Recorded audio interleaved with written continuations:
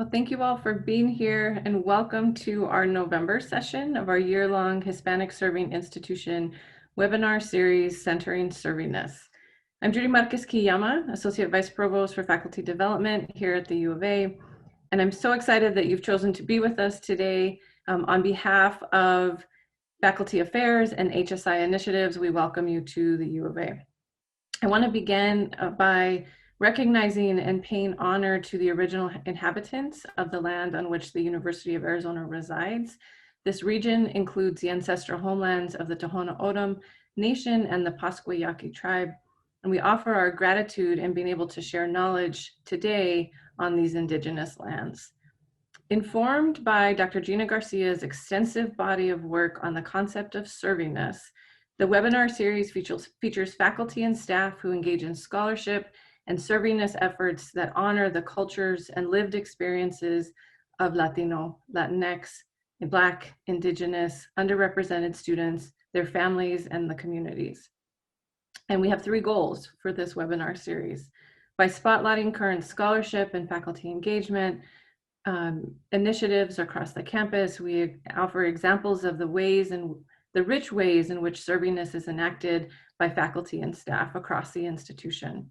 And we invite others, both on campus and nationally, to learn about and engage in these efforts, to participate with us, and we build knowledge together. Each month, we address the question, what next steps are needed to build institutional capacity around HSI servingness? The U of A received its HSI designation in April of 2018, and is the first 4-year public university in the state of Arizona to be recognized as such. Since then, the U of A has been recognized with the inaugural Seal of Excelencia from Excelencia in Education and the Outstanding Member Institution from the Hispanic Association of Colleges and Universities. Today's webinar is particularly special for me because I've had the immense privilege to work with the College Academy for Parents, first as a member on the evaluation team when the program first began in 2003 and 2004, and since then as a central part of my own research agenda, looking at the role of parents and families and the ways in which college going is cultivated in home communities. I also had the opportunity in 2004 to meet with some of the faculty who will share with you today. Not only are these individuals so integral to this particular program, but they are pillars and legends within their own disciplines. I am privileged to introduce you to the Director of Early Academic Outreach, Rudy McCormick, who is a longtime mentor and friend, and one of the people that I credit with guiding me into my own master's program a long time ago, and into the many professional roles that I've had. So our panelists, we have Rudy McCormick, Rudy B. McCormick III, who is the Director of Early Academic Outreach, the Executive Director of Arizona MESA. Rudy is a local Tucsonan, a proud graduate of Sunnyside High School. He began working in the Office of Early Academic Outreach in 2005 with the goal of increasing the number of low-income, underrepresented, and first-generation college-bound students who aspire toward and are eligible to enroll in a university degree program. We have Dr. Raquel Rubio Goldsmith, who is the founding director of the Binational Migration Institute with the Department of Mexican American Studies here at the U of A. She has focused her historical research on the history of Mexicana Chicana on the US-Mexican border. Working in and with community partners has resulted in over 45 years of volunteer work with immigrant rights. Dr. Vicente Talanquer is a distinguished professor in chemistry and biochemistry. His research focuses on the study, reflection, and improvement of chemistry education and science teacher preparation. His research team has developed interactive tools that can be used to actively engage students in the exploration of chemical systems and phenomena.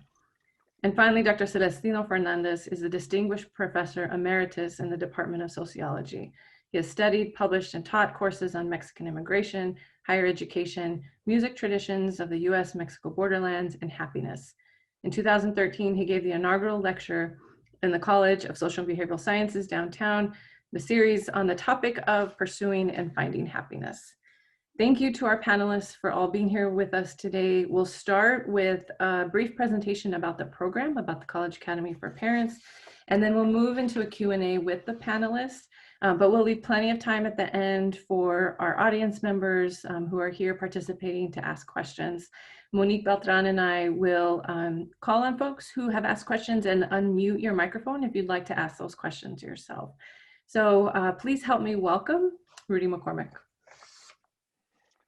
Thank you, Judy. Really appreciate the opportunity to engage in today's webinar and to really, I think, bring light to the faculty engagement that our College Academy for Parents has had for a good number of years, actually going into the 18th year this year of offering this college access program to the Tucson community. And so just feel great pride in being joined by our faculty members and knowing that they represent a larger set of faculty that have dedicated themselves to coming out to this program and sharing a wealth of knowledge and information with the families, but also kind of gaining from the experience with the families and being able to talk to the families about their experiences, their aspirations, and then bring that back into the university and work to serve our university's land grant mission. So thank you again. We'll go ahead and go into the first slide. Great. So the College Academy for Parents exists within the Office of Early Academic Outreach at the University of Arizona. And so the mission for our office is to increase the number of low-income, underrepresented, and first-generation college-bound students who aspire toward and are eligible to enroll in a university degree program. This office has been doing this work for over 35 years, I want to say. And, you know, in light of the recent pandemic, we see that this work is still necessary. We see a lot of the inequalities, the inequities that exist within our society, within systems that continue to put up challenges, in particular for these populations that I've mentioned, low income, underrepresented, and first generation college bound students. So our work is even more important in today's COVID environment. In order to work to meet that mission, we're working to try to inspire students to engage parents, especially when we talk about parents who are working with their children, where their children may be the first in their family to go to a university and graduate, and to do so here in the United States. Sometimes our system can be different than other systems. We work to partner with K through 12. We work to foster career aspirations so that students can see the light at the end of the tunnel and get excited about the work that's in front of them. And then we work to develop college-bound peer groups, whether that means students talking to each other about making sure that they're prepared for college, or actually having parents having conversations amongst one another in a promotores fashion that gets families thinking about and planning for college. You'll see, I think, elements of these 5 strategies for change from our mission throughout our College Academy for Parents. Next slide. I love this picture. This little boy, I think about him often as I even kind of think back on my own experience and what the college process kind of felt like to me when I was a senior in high school, and just learning about it. So that look that he has, you know, there's a lot of questions there, I think.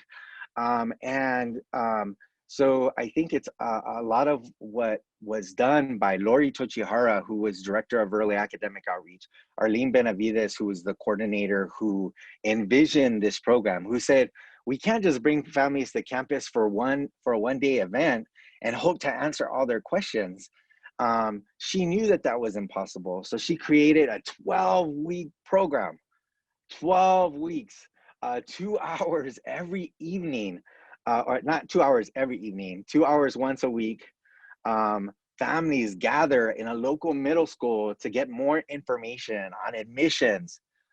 These processes that are so complex, and we work to kind of demystify them, to make them simple, to simplify them, to provide just some information and to highlight what families already know. Financial aid and paying for college continues to be the biggest question that we see that families have as we go out into the into the community. And then finally, just making sure that families that are 20 minutes away from campus see the university as a community resource, that they see it as their university. That is so important. And that not just happen for our families that are 20 minutes away, but that happen for all of these populations that I've mentioned, populations that have been underrepresented and underserved, that we need to make sure to kind of focus on. So largely, I think that as Lori Tochihara, Arlene Benavides created this initiative, they were really working to demystify this process, but they really worked also to engage families to understand their needs, and the resulting program, I think, was that meeting of the university community and the parents in our Sunnyside Unified School District that came together, shared their needs, and as a university and as a program, I think that the attempt was to meet as many of those needs as possible. Next slide. So the College Academy for Parents, it's so comprehensive, so it's hard to put it on one slide. But first and foremost, I think it's this idea that university education begins in the home. And that's just so critical right there. And so this 12-week parent outreach program helps elementary school families develop a college plan for their children. You didn't hear that incorrectly. I didn't misspeak. Elementary school families develop a college plan for their children. Workshops are provided in both languages, English and Spanish. There's curriculum for the children in the elementary school children. We invite the middle school and the high school children to sit in on the parent workshops, because we feel that they can kind of take away the same information.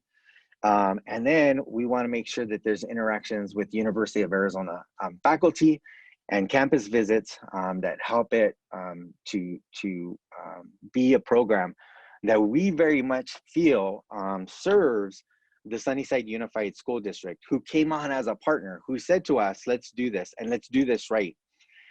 Sunnyside has a commitment to every child to be college, career, and community ready. And I think that through this partnership of the College Academy for Parents, we've been able, I think, to incorporate a lot of those pieces and hopefully help continue to help the Sunnyside community, but also the university to meet these goals for their students and for their families. Next slide. So the College Academy for Parents has 4 components. The first component is parent workshops. As I mentioned, 12 weeks. I want us to kind of just take a moment and ponder that. 12 weeks, 2 hours from 6 to 8 p.m., usually on Wednesdays. If I asked everybody on this call, could you make a 12-week commitment, 6 to 8 p.m., right after children are getting out of school, get yourself to your local middle school, would you be able to do it? It's a commitment that is incredible. And yet many people are surprised that through this program, we typically on an annual basis have 100 families that are making that commitment to their children's education. That's not something we hear about often. Sometimes we hear about the opposite, that sometimes that some cultural groups may not have be placing importance on education. That's simply not true. It's what happens if we actually provide the information in their language, provide that information in Spanish. What if we take care of some of the other needs that the families have? Then all of a sudden we've got a library and a small auditorium that are filled with families that you can see kind of pictured here, making a 12-week commitment to their children's future education as their children are in elementary school. These workshops are held bilingually so that nothing is lost in translation. We have an English workshop for families and a Spanish workshop for families.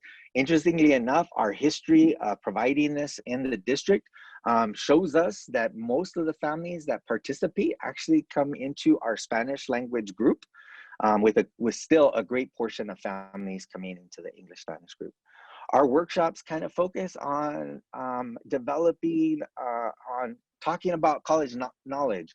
And you'll see, we'll talk about this later, is how we do this, but it's more about platicas. It's more about engaging the families in what they already know, building upon that, and then moving us towards the development of those college plans.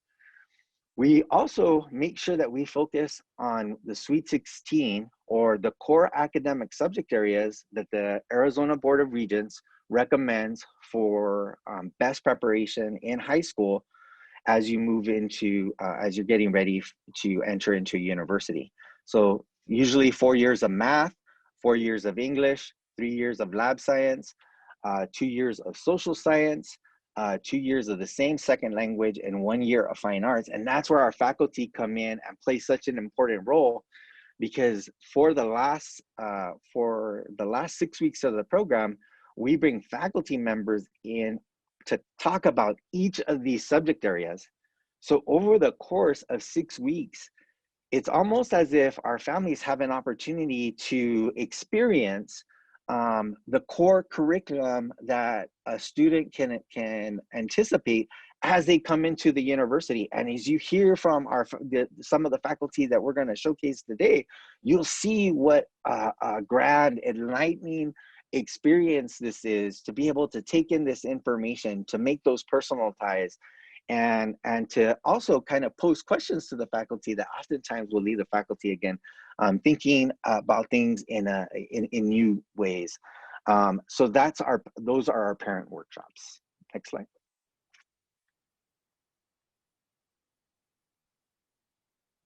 Parents also told us that in order to make that 12-week commitment, they needed to be able to, it was going to be hard to leave elementary school children at home. And so we said, bring them with you. And really, Arlene Benavides kind of set that up and created something called College Camp. And in College Camp, we're keeping it age appropriate, is exactly what we're doing. We want the students to gain similar information to their parents, but at an age appropriate level. So at some point, we'll talk to the parents about the FAFSA, the free application for federal student aid, something that can help their family possibly to pay for a college education. We aren't going to have that same conversation with a kindergartner or a first and second grader. What we may do is we may set up a board game where those students are going to play that, and they're going to see that by getting good grades, they can possibly earn a scholarship. And so we're going to try to mirror those messages at that age appropriate level. These workshops are led by college students. Last year, we had 3 students, I think it was at least 3 students, maybe 4, that had previously participated in the College Academy for Parents. Now you may be saying, oh, so did they recently participate? No, these students, college students, had participated as second graders, as 5th graders in the program. And so now they're here at the university and they're giving back to their own community through kind of mentorship, through being role models. It's just incredible what these students do. So last year, 2 of those 3 students ended up graduating from the university. So in that 18-year history, the first few years when Judy was there, lots of people were coming up to us and saying, what are the results of the program? We're like, wow, the students went from kindergarten to 1st grade. But now we're able to talk about, over a period of time, we see these students coming in. We've been able to continue to engage the families in programming across the educational pipeline. And then those College Camp encourages the family conversations. We don't want the workshop to end at the end of the evening. We want them to go home and talk to one another about these experiences. Next slide.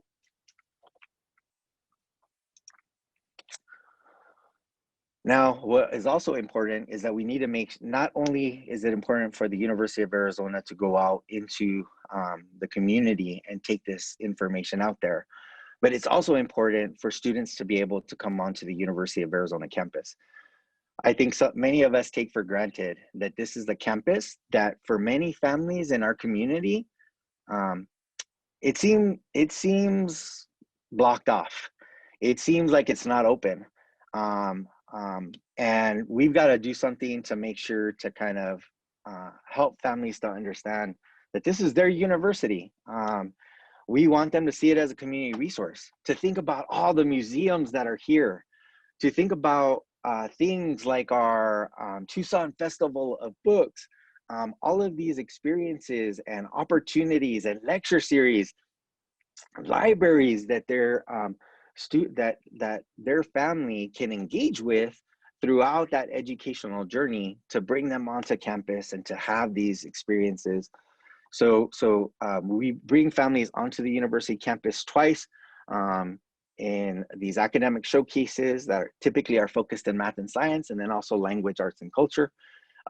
We bring them to Tucson Festival of Books. We want them to have experiences like that. We've partnered with ASUA to allow families to go into Spring Fling to kind of wrap up that second campus visit.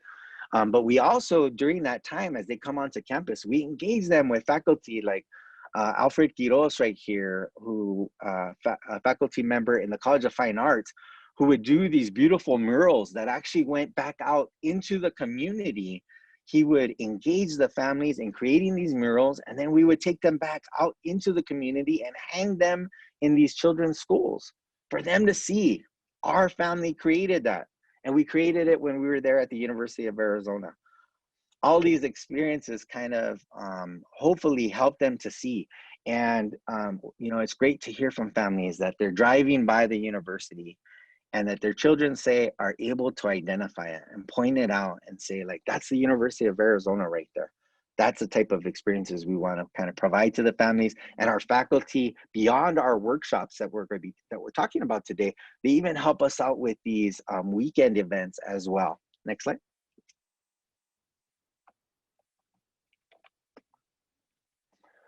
This is a great picture right here. It's, you know, what we're working towards. As many children as possible getting that opportunity to come here and to feel that it's their university. And that's what these faculty are kind of helping us get towards. Next slide. The final component that we have is our graduation ceremony. And I've got a very short video that, because I couldn't put it into words. And so I said, let's just show a quick video if that's okay.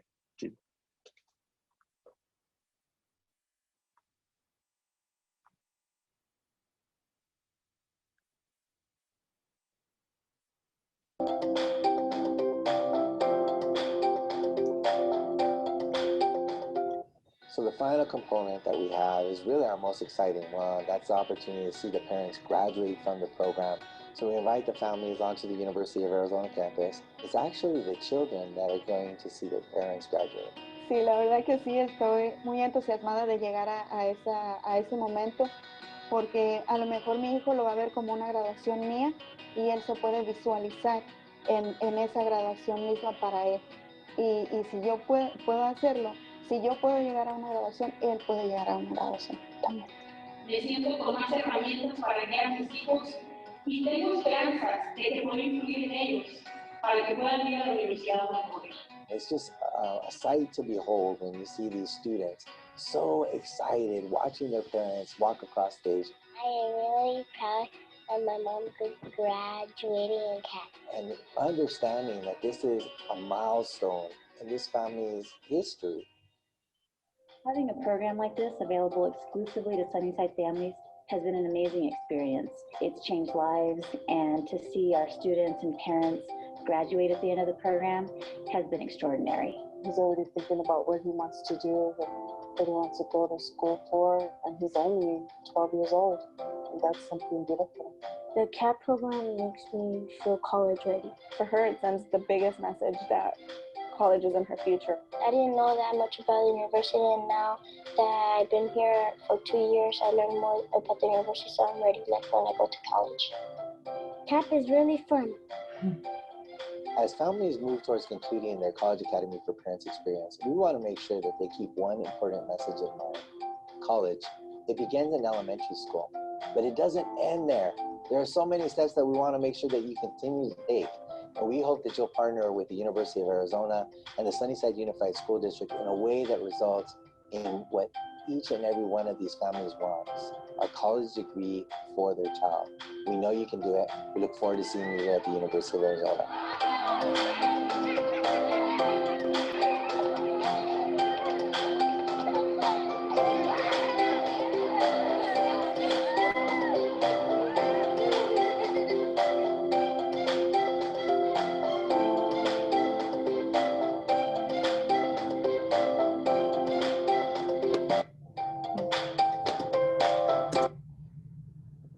Next slide. Look at that. That's beautiful right there. That's the families. That's the parents graduating from this program on the University of Arizona campus, on the stage there. And I don't know if you saw in the former slide, but that, or just children taking pictures of their parents as they're being recognized in that graduation ceremony, because it's so meaningful to them to create this memory of their parents making and dedicating this time to their future. Is so wonderful. And why do the parents do it? It's the next slide. It's the children. It's all of these students. We had it, in this case, President Robbins joined us for our quinceañera, our 15th year of offering the program. And all of these children were there with with the sign that says, "I'm a future Wildcat." It's what the program is all about. Next slide. The program philosophy. Very quickly, Funds of Knowledge approach by Dr. Luis Moore, Dr. Norma Gonzalez, Dr. Kathy Amonte. And that's beginning with families' body of knowledge and experiences and building upon that. If we ask families to design their own university, guess what? They come up with all these complex pieces of an admissions process that very much mirror what the university does. So why not start with that instead of us saying like, "You don't know, let me tell you." Instead, we start with what they know and we build upon that. What about if we ask them to think about a case in their family where somebody was first, and then to think about how that relates to a student who might be the first in their family to go to college? Are they learning new words? Are they learning new vocabulary? Are there struggles and challenges? Do they have to ask for help at times? These are things that we can kind of, that we try to incorporate so that the families can again, build upon what they already have. They're platicas, and they're held con respeto, which is a concept that I think Dr. Guadalupe Valdez put out into the community. That's a little bit about our College Academy for Parents, and now we're going to get into our faculty who again are 6 weeks of that program. And quickly mention that Excelencia in Education recognized CAP, the College Academy for Parents, in 2008 as an example of excelencia, and I think that the faculty have a large part in that.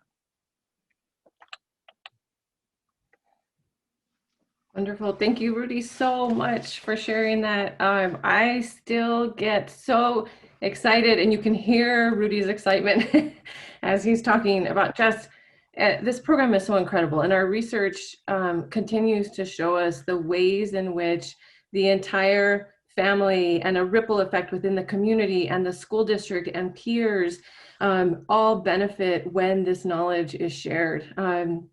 So I share in your excitement, I share in the emotions when watching these incredible families. And I want to take an opportunity to make sure that you all can hear from some of these amazing faculty who have been part of this program since the beginning. And I have had the privilege of talking with some of these folks as early as 2003 and 2004 about the reasons why they've engaged and continue to stay and participate.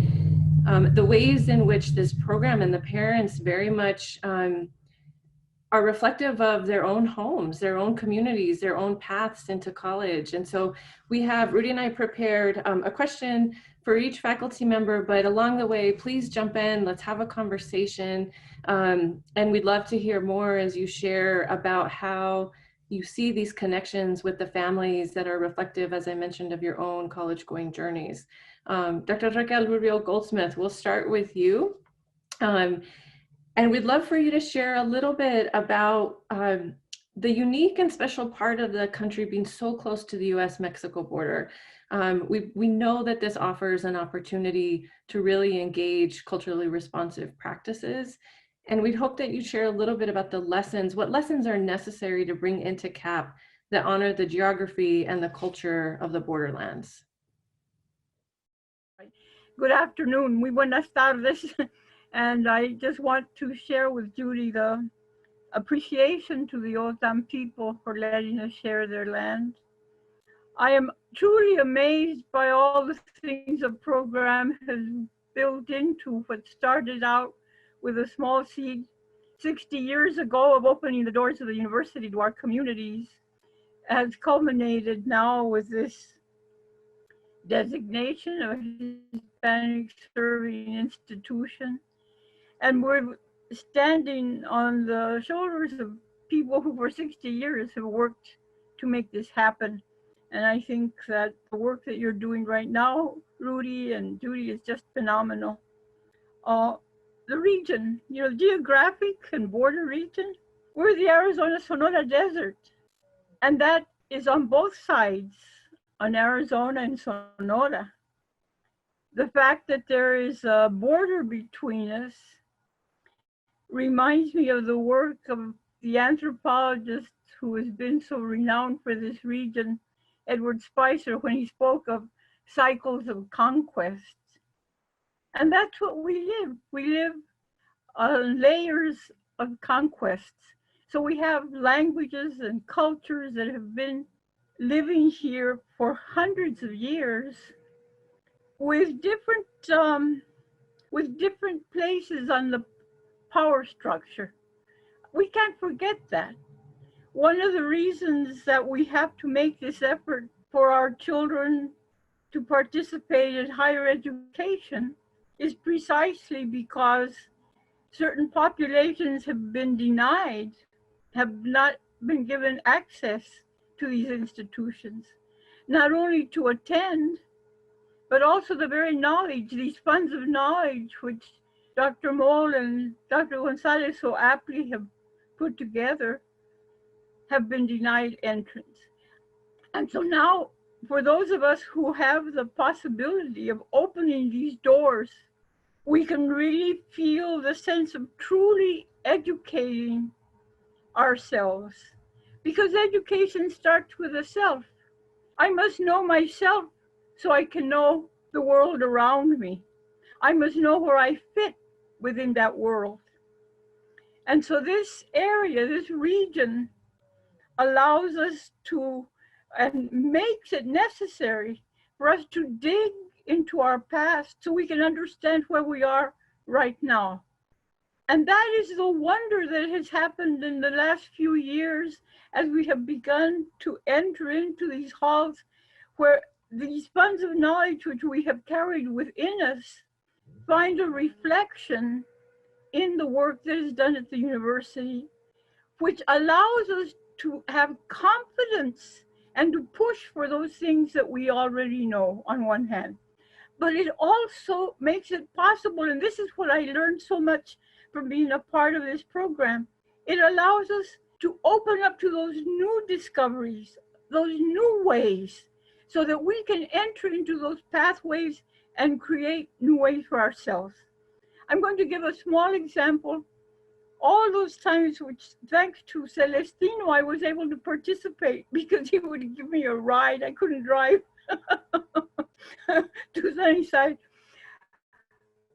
But it was something I looked forward to so very much. And we would start out our session by telling our story in higher education and our story as how we had come to be here. We're both of Mexican descent.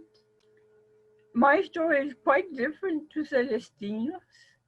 And so they could see in us the differences of their own stories, but also the commonality of why we were there all speaking in Spanish. And how with Spanish, we, the language for those of us that are native speakers is the language in which we pray and in which we can open up to people we don't know as easily when it's in our own language. And here we had all these parents that I love to see them there because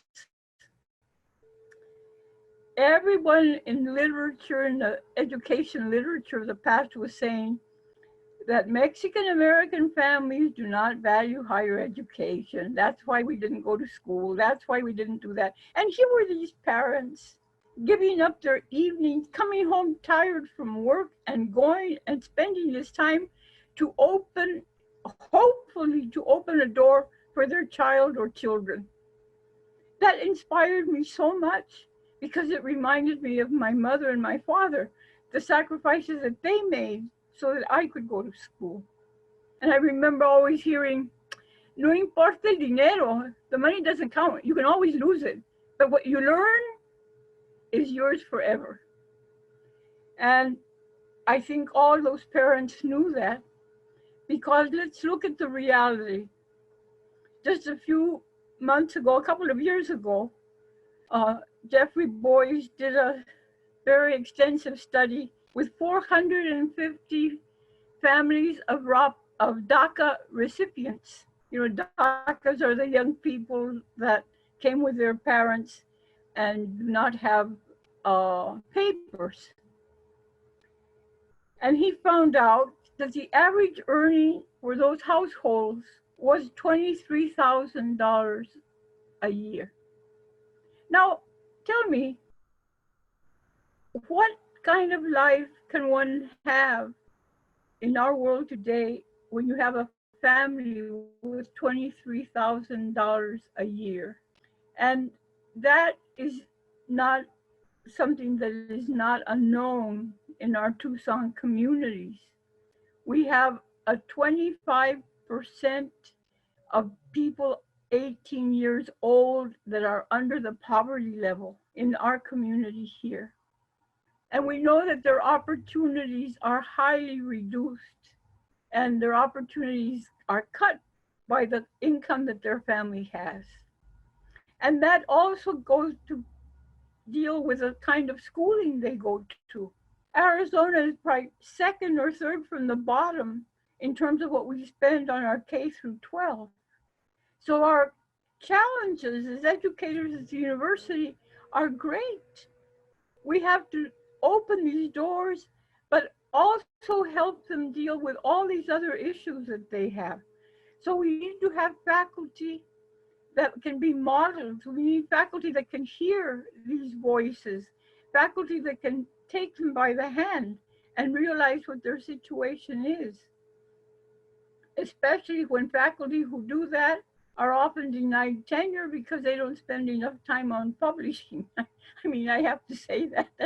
It didn't happen to me, but I mean, I see it happen around. So that all the things that we can do as faculty that is going to open the door for that student who wants to preserve the old ways, recreate the old myths, but open new pathways and discovery. That's what our job is. And that's what I think CAP has allowed us to do as faculty, to help open those doors. Thank you. Thank you so much. I think you've actually transitioned us perfectly into the next question, but I want to acknowledge the call that you give to us, the urgency to the responsibility to the land, the responsibility to the region, the responsibility to the ancestral knowledge that we bring into these programs and into these learning spaces, and of course the responsibility to our families. So thank you for highlighting that.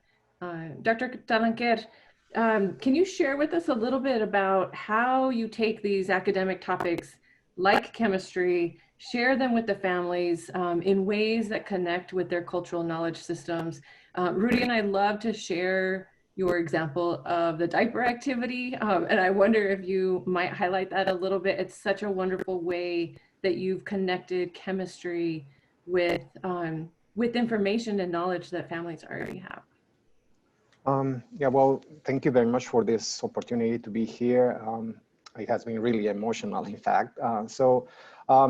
Yeah, when I was invited to participate in 2006 and give the workshop in Spanish, I was very aware of kind of the fear that most people have towards science in general, engineering and chemistry. So I didn't want to go into that space just to tirar rollo, like we say in Mexico City. I wanted to have the opportunity for the parents to engage actively in what it means to do science and also to do some engineering. So I have always had kind of a big project that is more on try to make sense of something, and another project that is on designing a solution for a problem.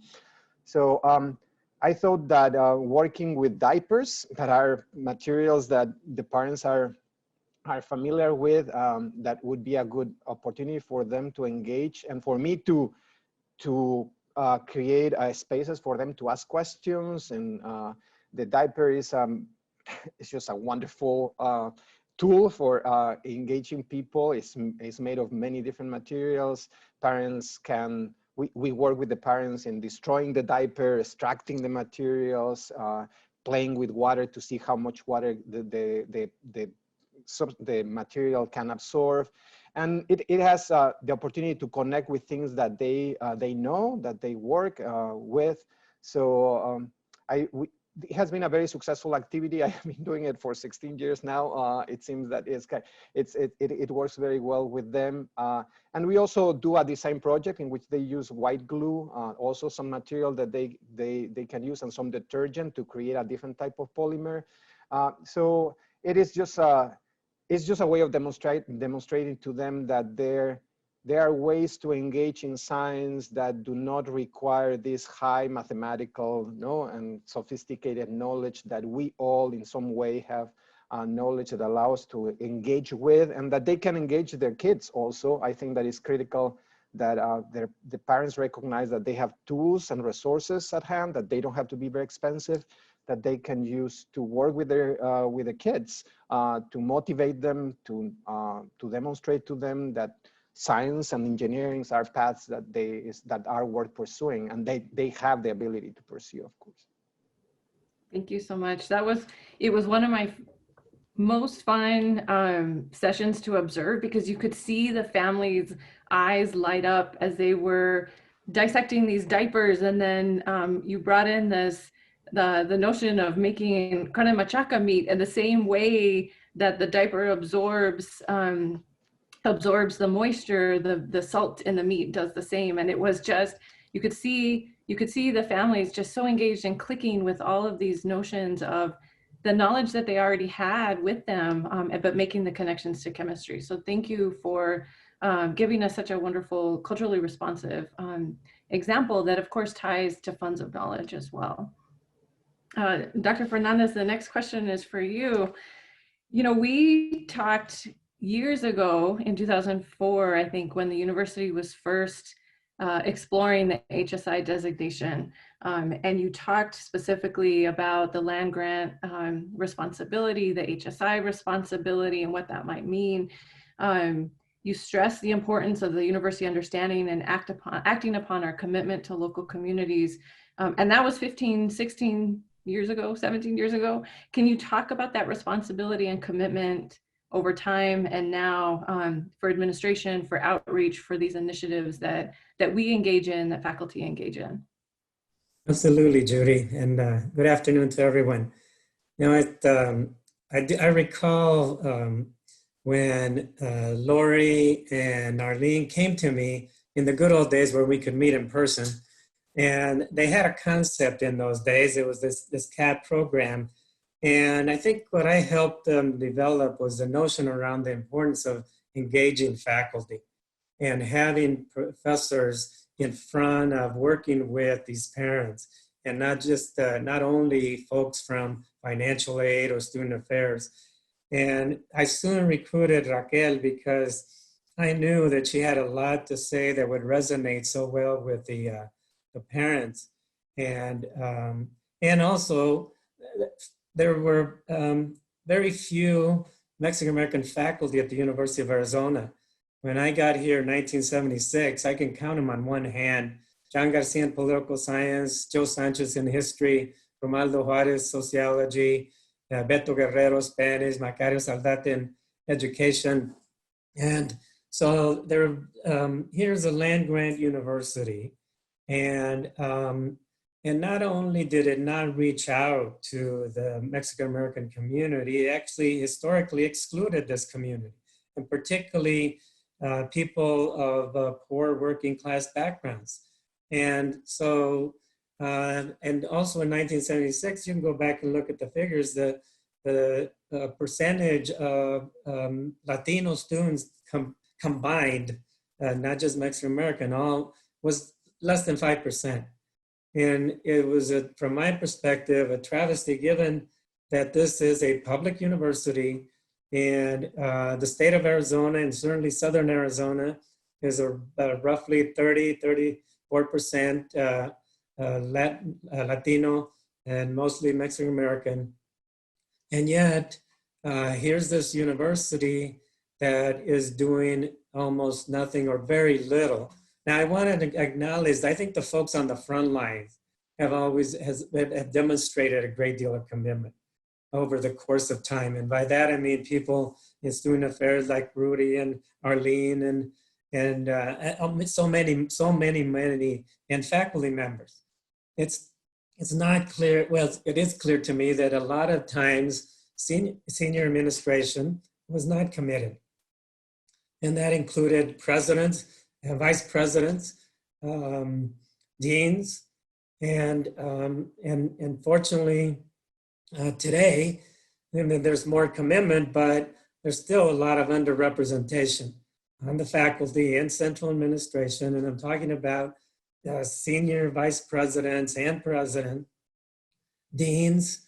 At one time, there were 2 Mexican-American vice presidents, a Mexican-American president, at least a couple of deans. Where are they today? Or where are the, I mean, yes, there are associates and assistants at both the dean's level and the vice presidential level, but where are the deans without a modifier in front of their title?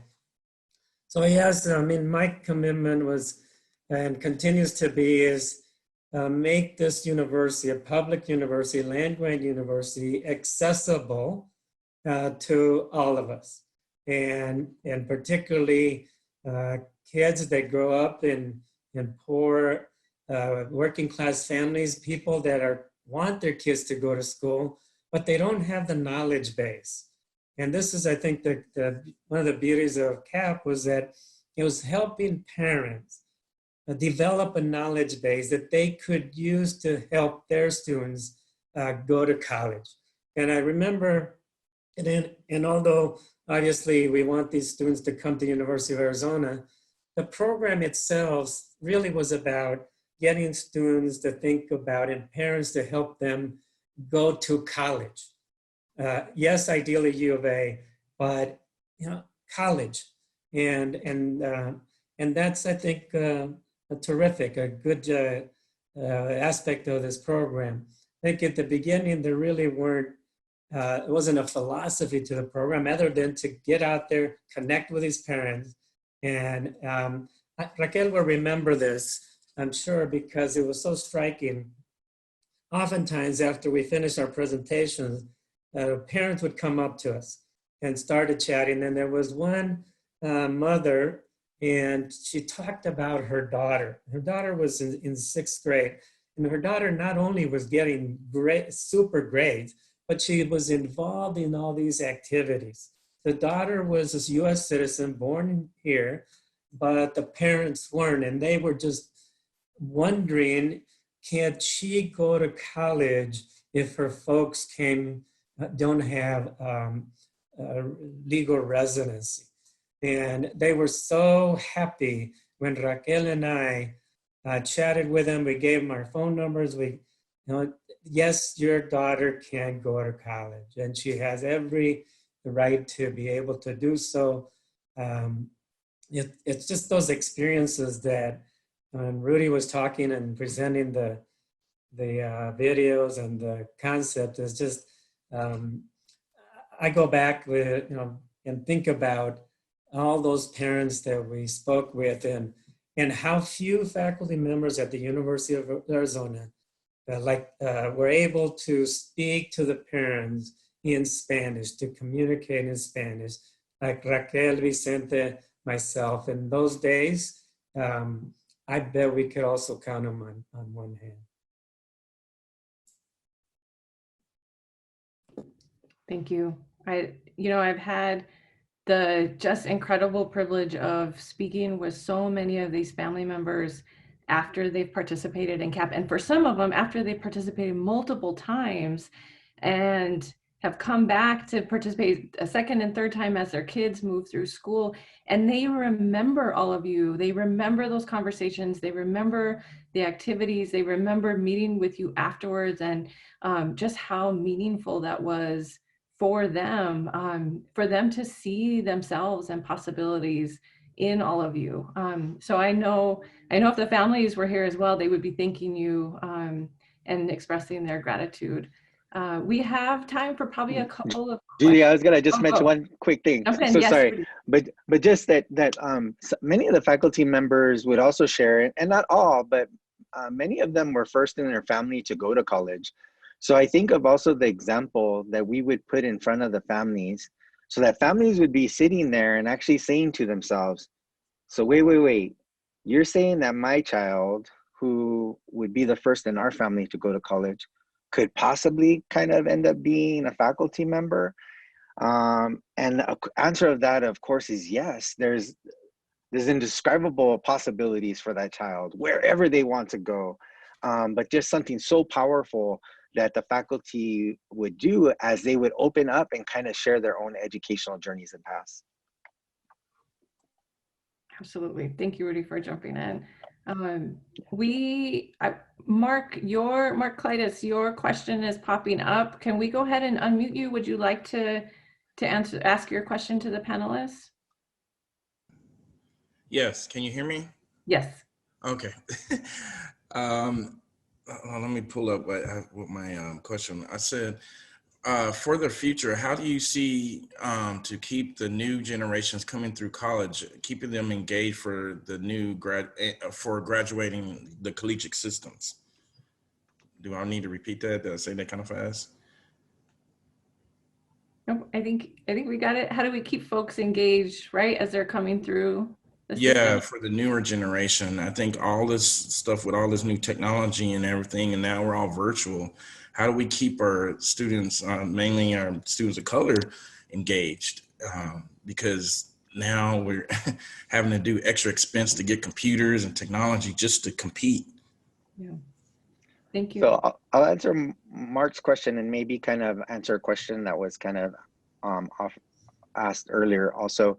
And that's just that I think there's examples of it, that it's again us kind of reaching out. And I think that that's so important. And it's hard to think about reaching out in this COVID time, but we're finding different ways like today where I want to say we were expecting over 50 people kind of on this call. But there's other ways too, like within Tucson Unified School District, we've had a partnership with Mexican American Student Services there that has allowed us to work over the last 5 weeks with their college academy for parents. So we've worked with their staff. We've got our staff going out to facilitate workshops. Tomorrow, we're going to graduate their fifth cohort of families. And these were about 30 families that came together online, gave kind of their time, had their children involved online as well. And there's challenges. It's not perfect right now. But I think without what we're seeing and hearing from our colleagues within Tucson Unified School District and from our staff that's involved is that if we reach out to families, they'll find a way to meet us halfway. And so as a university, we have to continue to ask ourselves, especially in these times where inequity can really truly be seen, we need to work to kind of battle that. And oftentimes that is by continuing to reach out and to offer program services, to partner and to be there in service to students and families can make a difference. For students that are already at the university, I think the faculty are critical. The professors, they need to reach out to their students and check in with them. How's it going? What's going on? And particularly if the student is not attending regularly, is contact that student and get with them and keep them engaged. I think it's our, as professors, it's our responsibility to work with our students, and that includes reaching out to them. I think we could keep this session going for another hour, but I know that we are close to time. I know that there are other questions in the chat and the Q&A. Please follow up with us. I know that Rudy and I would be happy to filter questions to the appropriate people.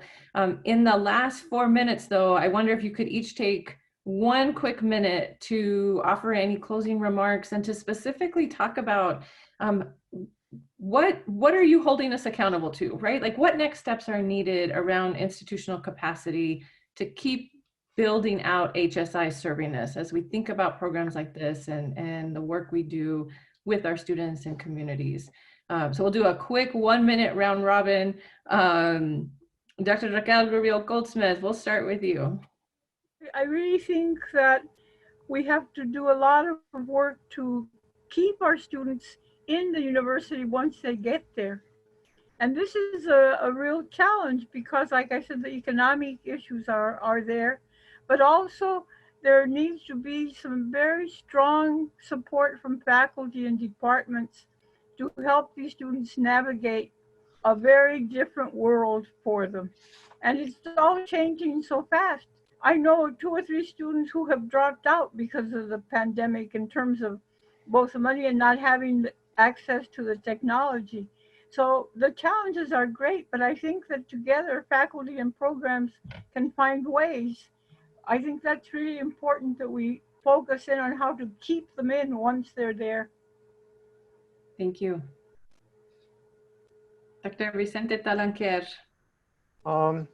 Well, I think that the pandemic has put in manifest the many things that need to change. You know, that there are structural and systemic inequities that need to be worked through. So I hope that when we are able to come back to some kind of normality, the normality we come back is different from the one that we escaped.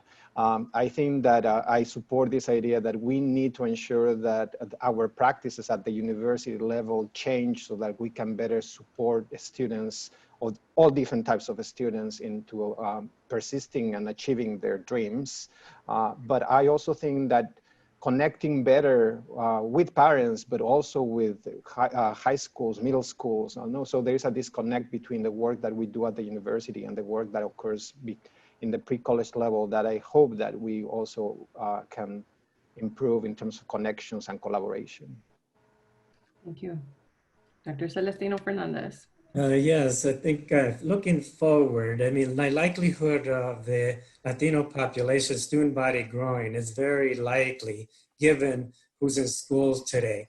And so from my perspective, we need a lot more Mexican-American faculty and leadership that is fully committed to the change that's coming and embrace that change, continue these kinds of programs like CAP, keep reaching out to the community. But at the university, we need not only people who can say the right things, but do the right things. Thank you. And Rudy McCormick. I'm gonna just start by saying thank you to each of the faculty members that are here and the faculty that they represent.